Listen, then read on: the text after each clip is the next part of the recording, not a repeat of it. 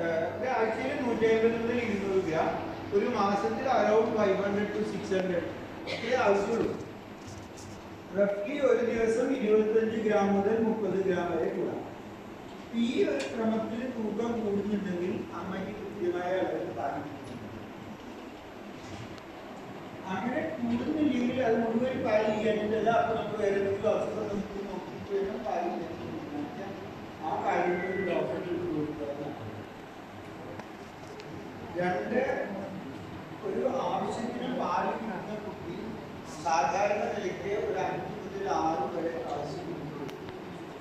ഒരു 5 മുതൽ 6 പ്രാവശ്യം കുട്ടി മൂത്രം ഒഴിക്കുന്നുണ്ടെങ്കിൽ ആ കുട്ടിയുടെ തൂക്കം കൂടാതെ പാല് ചെയ്യാൻ പറ്റുന്നതാണ്. പാലിന്റെ അഡിക്വേസിന്റെ വളരെ എളുപ്പത്തിൽ പറയാവുന്ന ഒരു കാര്യമാണ്. മറ്റ് കാര്യങ്ങൾ നമ്മൾ കുറച്ചുകൂടിയൊക്കെ എല്ലായ്പ്പോഴും എലിജിബിൾ അല്ല. നിങ്ങൾ ഒരു ബ്രസ്റ്റിന് പാല് കൊടുക്കുമ്പോൾ മറ്റേ ബ്രസ്റ്റിന് പാല് വരുന്നുണ്ടെങ്കിൽ ഏതാണ്ട് വീക്കായിട്ട് വരികയാണ്. ഈ പാല് കുടിക്കുമ്പോൾ ഒരു ഒച്ച കേൾക്കേണ്ടതില്ല. ആ ഇറക്കുന്ന സമയത്ത് സൗണ്ട് കേൾക്കേണ്ടത് പാലാണ്. അതിന്റെ ഒപ്പം എഴുതി വെക്കാവുന്ന കാര്യം ഏറ്റവും പ്രധാനമായിട്ട് നിങ്ങൾ നോക്കാൻ പറ്റിയ പ്രവർത്തനം തൂക്കം കൂട്ടുന്നുണ്ടാവും. 2 യൂണിറ്റുണ്ടാവും.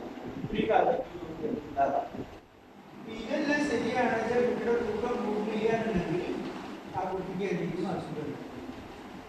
പിന്നെ 2 അപായ സ്ഥിതികൾ പറഞ്ഞു. ഒന്ന് ടെമ്പറേച്ചർ നോർമൽ. ടെമ്പറേച്ചർ യൂഷ്വലി കുട്ടിയുടെ ടെമ്പറേച്ചറിൽ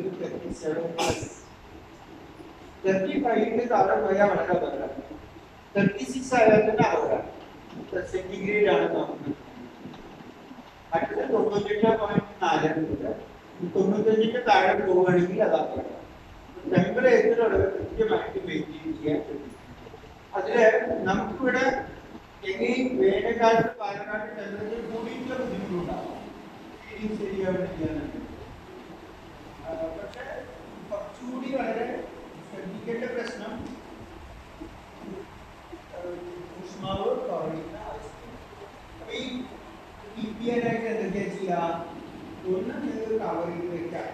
2, തൂക്കം കുറഞ്ഞ കുട്ടികളാണെങ്കിൽ നിങ്ങൾ ആരെങ്കിലും ഈ കങ്കാരും അതൊക്കെ ഒരു സാധനം കിട്ടുന്നു. അപ്പൊ അത് നമ്മളൊരു തുണിയോട്ട് പൊതിഞ്ഞിട്ട് അമ്മയുടെ, ഇനിയിപ്പോ അമ്മയ്ക്ക് അസുഖമാണെന്ന് വെച്ചാൽ വേറെ ആരും ചെയ്താലും കുഴപ്പമില്ല.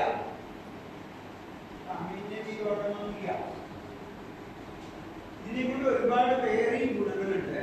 ഒന്ന്, വെയിറ്റ് ഇൻക്രീസ് ചെയ്യാനായിട്ട് അത് ഉപയോഗിക്കാം. അഡിക്വേറ്റ് ബ്രസ്റ്റ് ഫീഡ് സെക്രീഷൻ ഉപയോഗിക്കാം. പിന്നെ മൊത്തത്തിൽ പൊതുവെ അസുഖങ്ങളുടെ ഇൻസിഡൻസിന്റെ എണ്ണത്തിൽ കങ്കാരും അതൊക്കെ തൂക്കം കുറഞ്ഞ കുട്ടികൾക്ക് നമുക്ക് വളരെ ഉപയോഗപ്പെടുന്നതായിരിക്കും. തൂക്കം കുറഞ്ഞ കുട്ടികളിലെ ദിവസം ഒരു 1 or 2 hours ചെയ്യാനായിട്ട് അമ്മമാർക്ക് തയ്യാറാണെങ്കിൽ അത് കുട്ടികളുടെ മൊത്തത്തിലുള്ള വളർച്ചയ്ക്ക് വളരെ ഉപകാരപ്രദമാണ്. അപ്പം 2 കാര്യമായി, ഒന്ന് ടെമ്പറേച്ചർ, 2 വെയിറ്റ് അല്ലേ. മൂന്നാമത് നിങ്ങൾ എല്ലാവരും പറയും ജോണ്ടിസ് അല്ലേ. ഈ ജോണ്ടിസ് എല്ലാ കുട്ടികൾക്കും വരാനുള്ള സാധാരണ. അപ്പൊ അത് എപ്പോഴാണ് നമ്മളത് അപകടമാണോ തീരുമാനിക്കേണ്ടത്? ആദ്യം ജോണ്ടിസ് വരെ എവിടെയായിരിക്കും? നമുക്ക് ഏറ്റവും എളുപ്പത്തിൽ കാണാൻ പറ്റുന്ന ബുദ്ധിമുട്ടാണ്. നമ്മളിങ്ങനെ പ്രസ് ചെയ്ത് കണ്ണ് നോക്കണ്ട. കണ്ണിലും ജോണ്ടിസ് വരുന്നതും കണ്ണിലും ജോണ്ടിസ് പോകുന്നതും അതിൽ ചെറിയ കുട്ടികൾ വലിയ ലെവൽസ്. നിങ്ങൾ മുഖത്തുണ്ടെന്നുണ്ടെങ്കിൽ ഏതാണ്ട് 5 മില്ലിഗ്രാം വരെ ഇതിൽ അപായം വരുന്നത് എവിടെയെന്ന് വെച്ചാല് നമ്മുടെ കൈയിന്റെ അടിയിലും കാലിന്റെ അടിയിലും ജോണ്ടിസ് വരും. നിങ്ങൾ കാല് തൊട്ട് നോക്കൂ. കാലിന് ഒരു കൈ വരെ എടുക്കുമ്പോൾ ഒരു മഞ്ഞ നിറം കാണുന്നുണ്ട്. ജോണ്ടിസ് അത്രയും എക്സ്റ്റെൻഡ് ചെയ്യുന്നതാണ്. അപ്പൊ ജോണ്ടിസ് കൈയും കാലിലും എടുക്കുന്ന ജോണ്ടിസ് അവർക്കാണ്. ജോണ്ടിസ് ആദ്യത്തെ ദിവസം, പ്രസവിച്ച ആദ്യത്തെ ദിവസം ജോണ്ടിസ് കാണുകയാണെങ്കിൽ അത് എപ്പോഴും അവർക്കാണ്. അത് വിശദമായിട്ട് എന്താണെന്ന് നോക്കാം. മൂന്നാമതായിട്ടുള്ളത് jaundice along with clay coloured stools. Clay coloured stools എന്ന് പറഞ്ഞാൽ നമ്മുടെ ഒബ്സ്ട്രക്ഷൻ വേണ്ട, അത് എപ്പോഴും അപകടകരമായ ജോണ്ടിസ് ആണ്. ഏതാണ്ട് പറഞ്ഞാല് ആ ഒബ്സ്ട്രക്റ്റീവ് ജോണ്ടിസിലെ കുട്ടികളുടെ മലം കൈ ചുമന്ന് വൈകാതെ മഞ്ഞ നിറം താഴെ. The jaundice which appears on the first day, jaundice which is seen on the palms and soles, jaundice with clear colored stools, white stools വെച്ചോ. നാലാമത് jaundice going beyond the first week or 10 days. അത് കഴിഞ്ഞിട്ട് പിന്നെ ഈ jaundice നിലനിൽക്കുകയാണെങ്കിൽ 4 എണ്ണത്തിനുള്ള പ്രശ്നമായി കഴിയും. പക്ഷെ കണ്ണിന് മാത്രമുള്ള മഞ്ഞ നിറത്തിനെ കണ്ട് പേടിക്കില്ല. കണ്ണിന് ഫിക്സ് ചെയ്ത മഞ്ഞ നിറം പോകാനായിട്ട് ആൽമോസ്റ്റ് 6 ആഴ്ച നിങ്ങളുടെ ആദ്യത്തെ ഇമ്മ്യൂണൈസേഷൻ വരുന്നവരുണ്ടായിരുന്നു. കണ്ണിന് മാത്രമായിട്ട് എനിക്ക് വലിയ പ്രോബ്ലം ആവും. വല്ലാണ്ട് പരിഗണിക്കുന്ന ആവശ്യമില്ല. അതർവൈസ് നോർമലാണ്. പ്രശ്നമൊന്നുമില്ല. ഈ മഞ്ഞനിറം മാത്രമേ ബാക്കി വല്ലാതെ കഴിക്കും. പക്ഷെ മൂന്നാമത്തെ ആഴ്ച വരെ എത്തി, രണ്ടാഴ്ചയുടെ അപ്പുറത്ത്